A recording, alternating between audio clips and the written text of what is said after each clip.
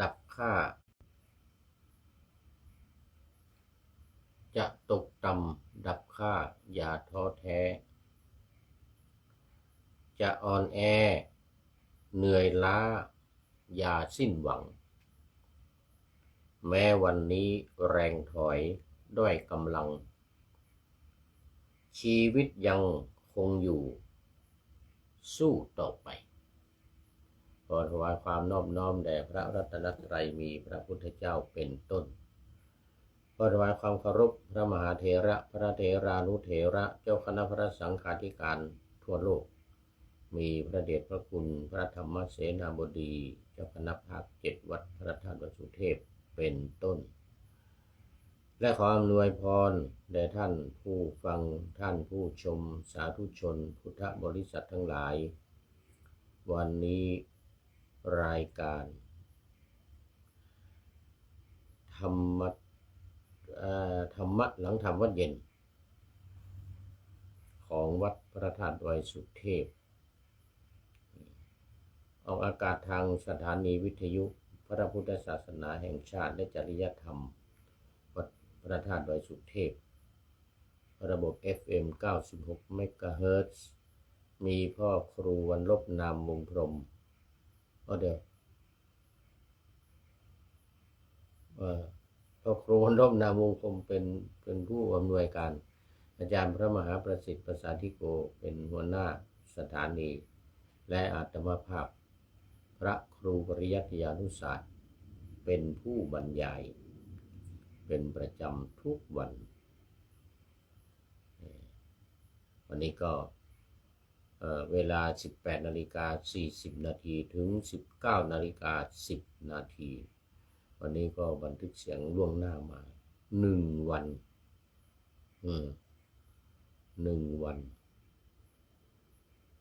ถ้านับเป็นวันเป็นชั่วโมงนี่ก็ไม่ถึง1 วันนะเพราะว่าตอนนี้มันเลยมา4 ชั่วโมงอันนี้มัน4 ทุ่ม 50เนี่ยเกือบจะ5 ทุ่มแล้วไปถึงวันพรุ่งนี้ก็ขาดไป4 ชั่วโมงก็6 โมงเย็นนะ6 โมงเย็นพรุ่งนี้6:40ตอนนี้มัน4 ทุ่ม 50แล้วเกินไป4 ชั่วโมงถ้าถึงวันพรุ่งนี้จะขาดไป4 ชั่วโมงเพราะว่าคืนนี้เริ่มรายการมันดึกไปหน่อยเมื่อกี้นี้ทำไปรายการหนึ่งนึกว่าไม่มี FC นึกว่าหลับกันหมดแล้วปรากฏว่าเข้ามาอีกยังมีอีกเยอะเข้ามาหลายคน4-5 คน6 คนมึงนะสำหรับตอนนี้ก็ FC ท่านไหนยังไม่นอนก็เข้ามาเป็นเพื่อนเป็นคู่กันหน่อยเมื่อกี้นี่ดีมากเลยเพราะว่าตอนนี้มันง่วงตานี่จะยกไม่ขึ้นโอ้ทั้งทางกรุงเทพทั้งทางหลายที่หลายทางเข้ามานครสวรรค์บุรีรัมย์มาสุดท้ายเลยพระเดชพระคุณหลวงพ่อ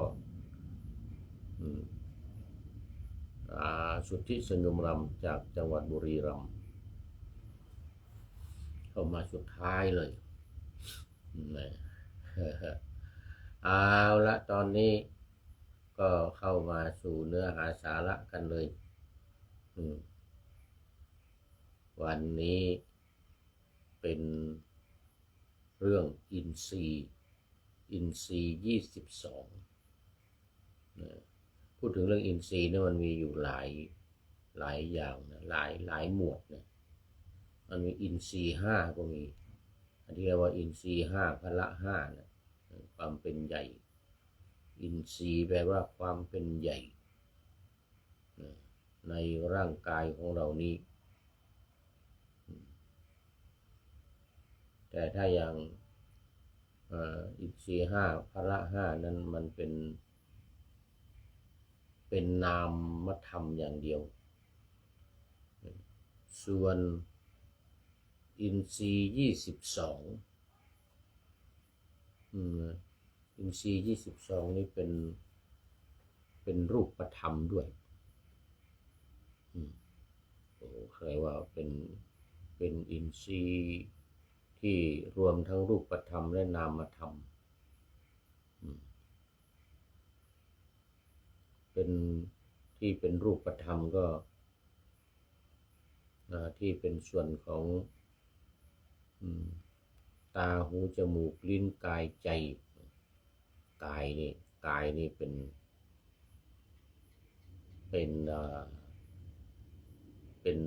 นรูปเป็นรูปหรือเป็นของภายนอกนี่อย่างมือนี่มือแขนหน้าตาแข้งขาลำตัวเนี่ยรูปนี้เป็นรูปเป็นสิ่งที่เห็นได้จับต้องได้ส่วนที่เป็นนามนี่จะจับต้องไม่ได้อย่างว่าเมื่อว่าไปตามลำดับนะอย่างข้อที่หนึ่งอินทรีย์ข้อที่หนึ่งคือตานี่มันก็เป็นสองอย่างนะในความเป็นใหญ่ของมันเนี่ยไอ้ที่เป็นรูปที่มองเห็นได้จับต้องได้นี่ก็เป็นลูกกตานะลูกกตานี่ก็จับต้องได้ถูกต้องได้มองเห็นนี่หูแต่ถ้าพูดถึงประสาทตาที่อยู่ภายในที่เป็นจอรับภาพอยู่ภายในเป็นประสาทตานี่นะเป็นนามธรรมมองไม่เห็นโอ้ตอนนี้ขอต้อนรับอาจารย์วิษณุนิติยานนท์มาเป็นอันดับแรกเป็นอันดับแรกเหมือนเมื่อกี้นี้เนี่ยเหมือนเมื่อกี้นี้ยังไม่ยังไม่นอนโอ้ดีใจมากเป็นเพื่อนกันอีก30 นาทีเพราะวันนี้ต้องทำเผื่อวันพรุ่งนี้จะไม่มีเวลาเลยตอนกลางวันไม่มีเวลาเพราะจะต้องไปติดต่อกับราชการคงจะทั้งวันนะพรุ่งนี้ศูนย์เขาเรียกศาลากลางจังหวัดศูนย์ราชการศาลากลางจังหวัดเชียงใหม่ทำปกติก็ทั้งวันนะเราจะไม่มีเวลาทำรายการต้องทำรายการวันนี้ล่วงหน้าไว้ต้องทำวันนี้ล่วงหน้าไว้ทั้งตอนกลางวันตอนเย็นตอนพรุ่งนี้ก็ไม่มีเวลาในรายการธรรมะหลังธรรมะเย็นใน6 โมงเย็นในช่วงบ่าย3 โมง4 โมงเย็น5 โมงเย็นนี่ก็ไม่มีเวลาน่าจะอยู่ศาลากลางจังหวัดทั้งวันในพรุ่งนี้อาจารย์วิษณุนิติยานนท์จากนครสวรรค์วัดสุบรรณารามนี่ตำบลหนองปริงอำเภอเมืองจังหวัดนครสวรรค์ขอบคุณมาก เป็นเพื่อนกัน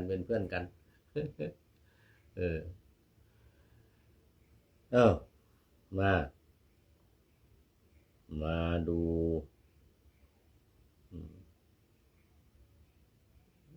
เนื้อหา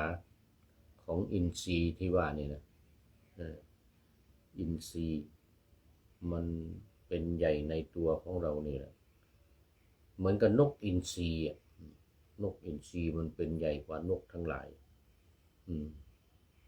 มันกินนกทั้งหลายนะนกตัวเล็กตัวน้อยนี่ไม่ได้นะจับมากินเลยนกอินทรีนี่นะที่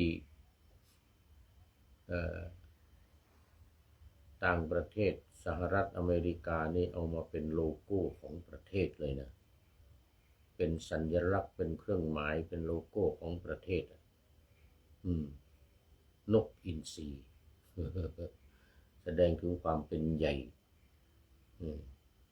ประเทศสหรัฐอเมริกาเนี่ยเป็นใหญ่ในโลกเลยนะแสดงว่าตัวเองเป็นใหญ่เพราะว่าอินทรีเนี่ยนกอินทรีเนี่ยคือมันนกที่มันเป็นใหญ่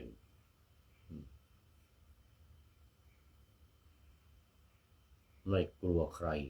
นี่นะในตัวของเรานี่เหมือนกันสิ่งที่เป็นใหญ่ในตัวของเราเนี่ยอย่างตาเนี่ยอย่างที่ว่าเมื่อกี้เนี่ยนะตาหูจมูกลิ้น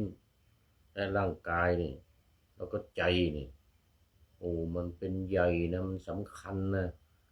ถ้าไม่มีตานี่เรามองไม่เห็นอะไรนะ ไม่มีหูเราก็ไม่ได้ยินอะไรนะไม่มีจมูกนี่ก็ไม่ได้กลิ่นอะไร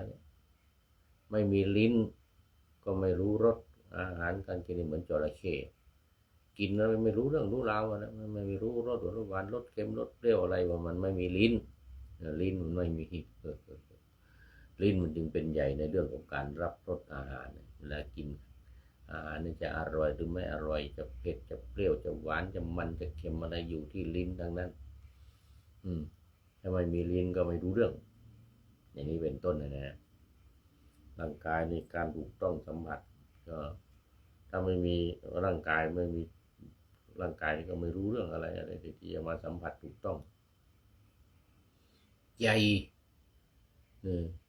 ก็มีเรื่องของธรรมารมณ์หรือความคิดถ้าไม่มีใจก็ไม่รู้เรื่องอะไรเนี่ยสิ่งที่ผ่านทางตาหูจมูกลิ้นกายนี่นะถ้าไม่มีใจก็เห็นก็เห็นอย่างนั้นนะเพราะว่าตัวรู้มันไม่มีคือตัวใจตัวจิตหรือวิญญาณเนี่ยนะตัวนี้ตัวรู้มันอยู่ภายในตอนนี้ขอต้อนรับคุณโยมกนกวรรณ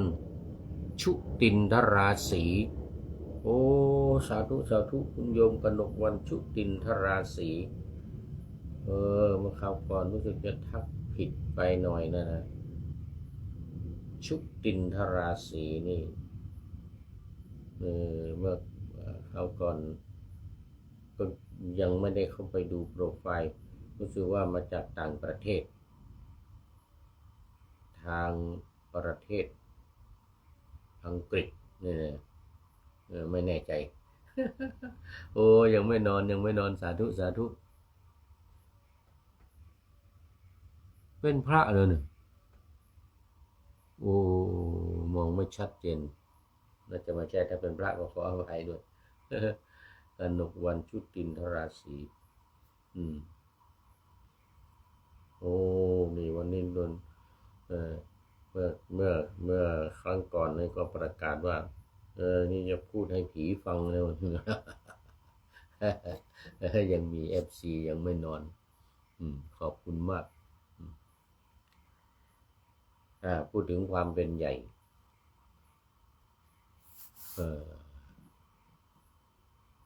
ประเทศไทยของเรานี่ก็คล้ายๆนกอินทรีนะแต่ว่าเป็นครุฑเป็นนกครุฑก็ตัวใหญ่เหมือนกันเรียกว่าสุบรรณนี่แหละนี่แหละเหมือนกับชื่อของวัดสุบรรณารามของท่านอาจารย์วิษณุนิติยานนท์นี่แหละนี่นครสวรรค์สุบรรณารามนี่นะสุบรรณนี่บรรณะสุบรรณะนี่ก็คือครุฑนะมันเป็นนกประเทศไทยเอามาเป็นโลโก้ของประเทศเหมือนกันตราของประเทศตราครุฑครุฑแต่ก็ใกล้ๆกับนกอินทรีนะนกครุฑนี่ก็เวลาสู้กันกับงูนี่นะสู้กันกับงูกับนาคนี่นะงูสู้ไม่ได้นะงูสู้ครุฑนี่ไม่ได้นะเห็นครุฑมานี่งูนี่หงอเลยนะมันไม่ไปที่ปากมันไปจับที่ตัวเลยยกกันไปเลย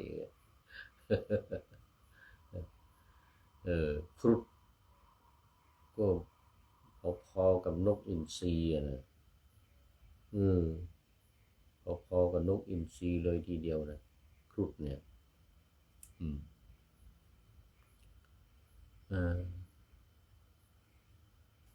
คุณโยมกนกวันชุตินทราศีพอพูดถึงอินทรีย์ อินทรีย์ความเป็นใหญ่ภาษาอังกฤษว่าเฟคาตี้เฟคาตี้แต่ว่าความเป็นใหญ่ในที่นี้อย่างทั้งตาหูจมูกลิ้นกายและใจนี่เรียงไปตามลำดับเลยอินทรีย์22ข้อที่1ตาข้อที่2หูข้อที่3จมูกข้อที่4ลิ้นข้อที่5กายข้อที่6ใจหรือภาษาบาลีว่าจักขุนสีโสตินสีคานินสีโสตินสีก็คือโสตะหูคานินสีก็จมูกชิวหินสีลิ้นความเป็นใหญ่คือลิ้น5กายินสีก็คือความเป็นใหญ่คือกาย6อิทธินสีความเป็นผู้หญิงปุริสินสีความเป็นผู้ชายชีวิตตินสีเนี่ยตัวนี้สำคัญความเป็นอยู่เราเนี่ยถ้าไม่มีชีวิตอยู่ไม่ได้ไม่มีการเป็นอยู่แต่มีชีวิตก็มีความเป็นอยู่เป็นใหญ่จริงๆเรื่องชีวิตนี่เป็นใหญ่จริงๆแล้วก็เรื่องเพศหญิงเพศชายเนี่ยก็เป็นสิ่งที่บ่งบอกลักษณะบ่งบอกลักษณะว่าอันนี้เป็นผู้หญิงนะนี่เป็นผู้ชายนะนี่มันเป็นใหญ่อย่างนี้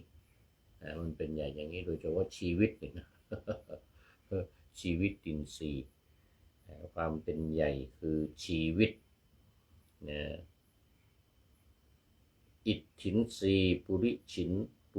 นสีปุริสะบุรุษนี่นะความเป็นใหญ่คือบุรุษความเป็นใหญ่คือสตรีคือผู้หญิงและความเป็นอยู่คือชีวิตข้อที่4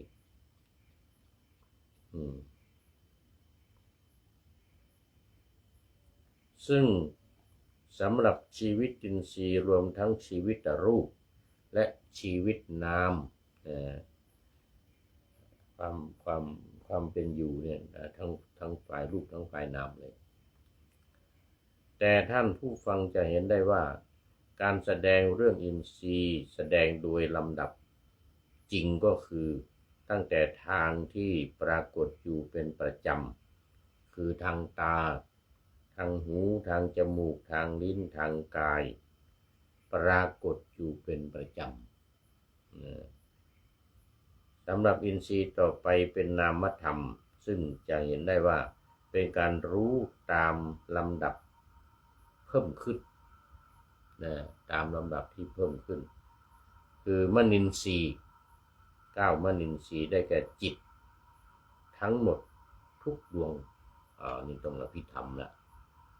ต้องอภิธรรมจิต89ดวงจิต111ดวงอย่างนี้ในอภิธรรมเป็นเรื่องใหญ่เรื่องโตเหมือนกันนะเป็นเรื่องใหญ่เรื่องโต11สุขินสีความรู้สึกเป็นสุขความรู้สึกเป็นสุขนี่ก็สำคัญเหมือนกันเป็นสิ่งที่เราทุกคนต้องการโดยเฉพาะขณะที่ได้รับทุกข์ไม่ว่าจะทางกายหรือทางใจเมื่อทุกข์เกิดขึ้นจะนึกถึงสุขทันทีเลยมันทำไมไม่มีสุขอยากจะให้มีความสุขอะไรอย่างเงี้ยมันเป็นใหญ่จริงๆอีกเหมือนกันเรื่องทุกข์เรื่องสุขเนี่ยเป็นใหญ่จริงๆสุขินสีความรู้สึกเป็นสุขข้อ11ทุกขินสีความรู้สึกว่าเป็นทุกข์ทางกายร่างกายนี่ได้รับความทุกข์ทรมาน12โสมนัสสินสีความรู้สึกเป็นสุขทางใจทุกข์ทางใจแล้วก็สุขทางใจทางกายนะทุกข์ทางกาย แล้วก็สุขทาง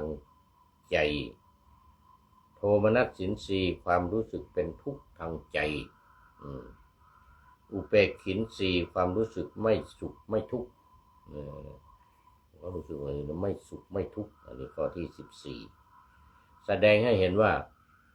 เป็นลำดับโดยการที่เมื่อชีวิตนามเกิดขึ้น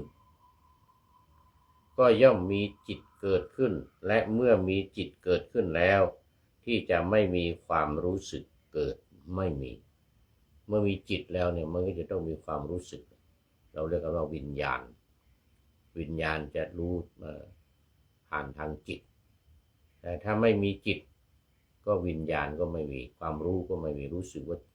เป็นอย่างนั้นเป็นอย่างนี้เป็นสุขเป็นทุกข์ไม่สุขไม่ทุกข์อะไรก็ไม่มีดังนั้นมันจึงเป็นใหญ่อย่างนี้นะ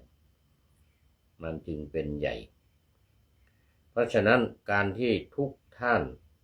มีจิตเกิดขึ้นท่านปรารถนาแสวงหาและติดอย่างยิ่งในสุขสุขเวทนาคือความรู้สึกว่าเป็นสุขนี้จะติดอยู่ในเรื่องของความสุขถ้าเกิดความสุขเมื่อไหร่แล้วก็โอ้โหสบายใจไม่อยากให้เกิดความทุกข์เพราะฉะนั้นการที่ทุกท่านมีจิตเกิดขึ้นท่านปรารถนาแสวงหาและติดอย่างยิ่งในสุขเวทนาด้วยเหตุนี้สุขเวทนาจึงเป็นอินทรีย์ที่10สุขเวทนาเป็นอินทรีย์ที่10ต่อไป11ทุกขินทรีย์ความรู้สึกเป็นทุกข์ทางกาย12โสมนัสสินทรีย์ความรู้สึกเป็นสุขทางใจ13โทมนัสสินทรีย์ความรู้สึกที่เป็นทุกข์ทางใจ14อุเบกขินทรีย์ความรู้สึกไม่สุขไม่ทุกข์ไม่สุขไม่ทุกข์ต่อจากชีวิตประจำวันซึ่งมีทั้งรูปธรรมและนามธรรมและสภาพของเวทนาทั้ง5ที่เป็นอินทรีย์แล้วก็เป็นทั้ง2อย่างเหมือนกันไม่เป็นสุขก็ทุกข์ไม่ทุกข์ก็สุขดังนั้นมันจึงถือว่าเป็นใหญ่15สัตทินทรีย์สภาพธรรมที่เป็นใหญ่ในการที่จะให้สัมปยุตตธรรมทั้งหลายมีสภาพที่ผ่องใสปราศจากอกุศลนั่นเป็นลักษณะของศรัทธาซึ่งเป็นสัตทินทรีย์คือความเป็นใหญ่ในความเชื่อความเคารพนับถือตามมาวันหนึ่งนี่ไม่ค่อยจะรู้สึกว่าจิตเนี่ยเศร้าหมองในลักษณะที่ว่าไม่ใช่ความรู้สึกเศร้าหมองไม่ใช่ความรู้สึกที่เป็นทุกข์แต่เศร้าหมองในที่นี้คือไม่เป็นกุศลสิ่งที่สกปรกเรียกว่าเศร้าหมองไม่ผ่องใสไม่สะอาดมีใครเคยรู้สึกอย่างนี้บ้างนั่นคือลักษณะของอกุศลจิตเพราะฉะนั้นการแสดงอินทรีย์โดยลำดับหลังจากที่ได้แสดงเรื่องรูปธรรมที่เป็นอินทรีย์และนามธรรมซึ่งเป็นอินทรีย์ในชีวิตประจำวันแล้วก็ได้แสดงเรื่องของการอบรมเจริญปัญญาซึ่งเป็นอินทรีย์การอบรมทางปัญญาได้แก่ข้อที่15สัตทินทรีย์ข้อที่16วิริยินทรีย์ข้อที่7สัตตินทรีย์ข้อที่18สมาธินทรีย์และข้อที่19ปัญญินทรีย์อินทรีย์คือความรู้อินทรีย์คือปัญญาเริ่มจากศรัทธาเนี่ยสัตทินทรีย์ในข้อที่15ข้อที่16วิริยินทรีย์ความภาคเพียรพยายามนี่มันเป็นใหญ่เพราะอะไรความภาคเพียรพยายามเนี่ยเพราะว่ามันเป็นเหตุนำไปสู่ความสำเร็จไปสู่ความสำเร็จถ้าไม่มีศรัทธาเนี่ยก็ไม่รู้ว่ามันจะ ประสบความสำเร็จได้อย่างไรนะเพราะฉะนั้นการแสดงอินทรีย์โดยลำดับเนี่ยมันจึงเป็นสิ่งที่สำคัญสิ่งที่ปรากฏเห็นกับตาอย่างความเป็นผู้ที่มีความภาคเพียรพยายามมีศรัทธาความเชื่อความเริ่อมใสมีสตินะแล้วก็มีสมาธิและปัญญาอย่างที่เราเคยพูดกันบ่อยๆว่าข้อที่หนึ่งศรัทธาเนี่ยต้องคู่กับปัญญาข้อที่สองความเพียรต้องคู่กับสมาธิก็ที่สี่ข้อหนึ่งคู่กับข้อที่ห้าศรัทธากับปัญญาปัญญาอยู่ข้อที่ห้าความเพียรอยู่ข้อที่สี่สองความเพียรอยู่ข้อที่สองแล้วข้อที่สี่เป็นสมาธิข้อสี่เป็นสมาธินั่นต้องคู่กันส่วนสตินี่เป็นใหญ่ทั้งหมดเลยคุมทั้งปัญญาคุมทั้งศรัทธาคุมทั้งความเพียรและสมาธิแล้วตอนนี้ดูไปดูมาเวลาหมด เวลาหมดไว้แค่นี้ก่อนถึงข้อที่14 15 16 17 18 19พอดีเลยและส่วนต่อไปจะเป็นส่วนที่สำคัญความเป็นใหญ่ทั้งข้อที่20ไปจนถึงข้อที่22ตัวนี้เป็นตัวผลลัพธ์หรือเป็นเป้าหมายสำคัญในพระพุทธศาสนาเรามาว่ากันในวันต่อไปวันนี้คุณโยมกนกวรรณชุตินทราศีก็เป็นท่านสุดท้ายเข้ามาซึ่งมันมีแค่2ท่านคืออาจารย์วิษณุนิติยานนท์ด้วยขอขอบคุณอนุโมทนาด้วยเป็นอย่างยิ่งเอามาดูข้อคิดท้ายรายการในวันนี้ได้จากกำไรชีวิตนี่เป็นนามปากกาของท่านที่ใช้นามปากกาว่ากำไรชีวิตบอกว่าจะตกต่ำดับค่าอย่าท้อแท้จะอ่อนแอเหนื่อยล้าอย่าสิ้นหวังแม้วันนี้แรงถอยด้วยกำลังชีวิตยังคงอยู่สู้ต่อไปสู้ต่อไปอาศัยอินทรีย์นี่แหละอาศัยอินทรีย์ความเป็นใหญ่ทั้งหลายเอาแล้ววันนี้ขอนำรายการธรรมะทัดไปก่อนแล้วจะย้อนมาใหม่ในวันหลังเพื่อให้ท่านทั้งหลายได้รับฟังพระธรรมะเดี๋ยวขออำลาพรากจากผู้ชมฟังที่เดินยืนนั่งนอนฟังทั้งหลายขอให้มีความสุขใจและกายสดชื่นสบายไปตลอดกาลนำเอาธรรมะไปปฏิบัติเพื่อให้กำจัดทุกข์ใหญ่ภัยพานพ้นเกิดตายในวัฏสงสารบรรลุนิพพานทุกท่านกันเทอญขอเจริญพร